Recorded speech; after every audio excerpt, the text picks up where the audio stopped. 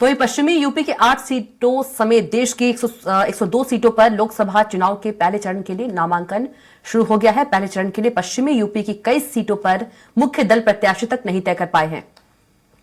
ऐसी सीटों पर चुनावी तस्वीर अभी तक धुंधली बनी हुई है, जो कई सवाल खड़े कर रहे हैं। पहले चरण में यूपी के जिन 8 सीटों पर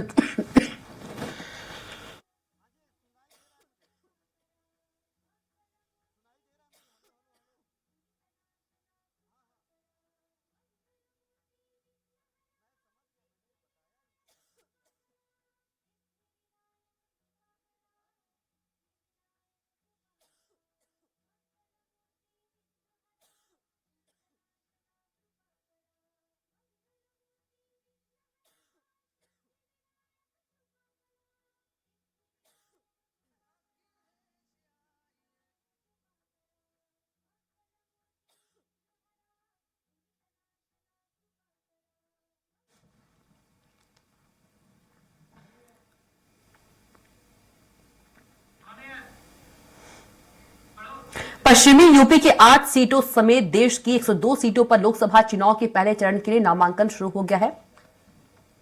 पहले चरण के लिए पश्चिमी यूपी की कई सीटों पर मुख्य दल प्रत्याशी तक नहीं तय कर पाए हैं।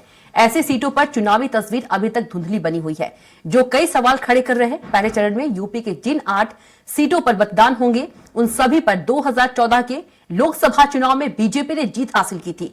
इसमें सहारनपुर, कैराना, मुजफ्फरनगर, बिजनौर, नगीना, मुरादाबाद, रामपुर और पीलीभीत शामिल है। कयास लगाए जा रहे हैं कि आज देर शाम तक पहले चरण के सभी सीटों पर प्रत्याशियों की तस्वीरें साफ हो जाएंगी।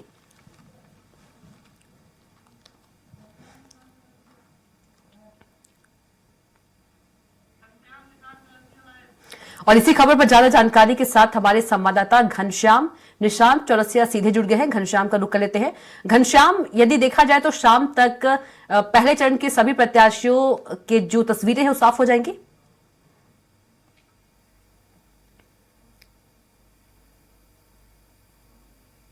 देश भर में 21 राज्यों के 102 सीटों के लिए आज से अधिसूचना भी जारी हो जाएगा और आज से नामांकन शुरू हो जाएगा और ये नामांकन 27 मार्च तक चलेगा, यानी 7 दिन का वक्त है नामांकन करने के लिए। और अभी तक जो मुख्य दल है, भारतीय जनता पार्टी, एनडीए हो या फिर इंडी गठबंधन हो, यानी उत्तर प्रदेश की बात करें तो समाजवादी पार्टी और कांग्रेस पार्टी, बसपा, और ये इन सभी दलों को देखा जाए तो जो पहले चरण में पश्चिमी उत्तर प्रदेश के 8 सीटों पर मतदान होने हैं पहले चरण के लिए, उन सीटों पे अभी तक सभी सीटों पे प्रत्याशियों के नाम भी साफ नहीं किए हैं।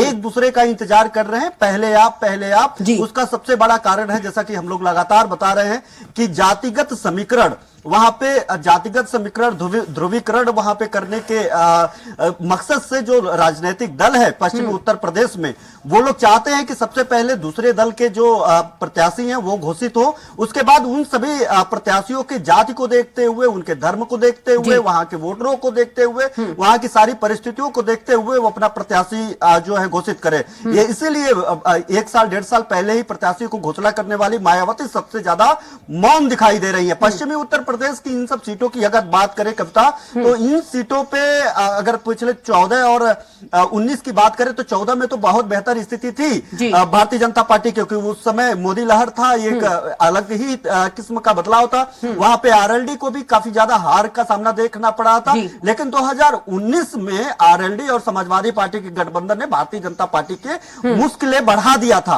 अब इस बार आरएलडी भारतीय जनता पार्टी के खेमे में है और भारतीय जनता पार्टी के साथ चुनाव लड़ेगी। 2 सीटों पे जो है वहां पे आरएलडी भारतीय जनता पार्टी की तरफ से वहां पे बैटिंग करते हुए दिखाई देगी। लेकिन प्रत्याशी कौन होगा, हालांकि आरएलडी ने तो साफ कर दिया, लेकिन जो भारतीय जनता पार्टी के खेमे में जो प्रत्याशियों की सूची है, पीलीभीत जैसे सीट है जहां पे मोनिका गांधी वहां से सांसद रही है, तो ऐसे सीटों पे बिल्कुल घनश्याम, तमाम बातचीत के लिए आपका बहुत ही धन्यवाद।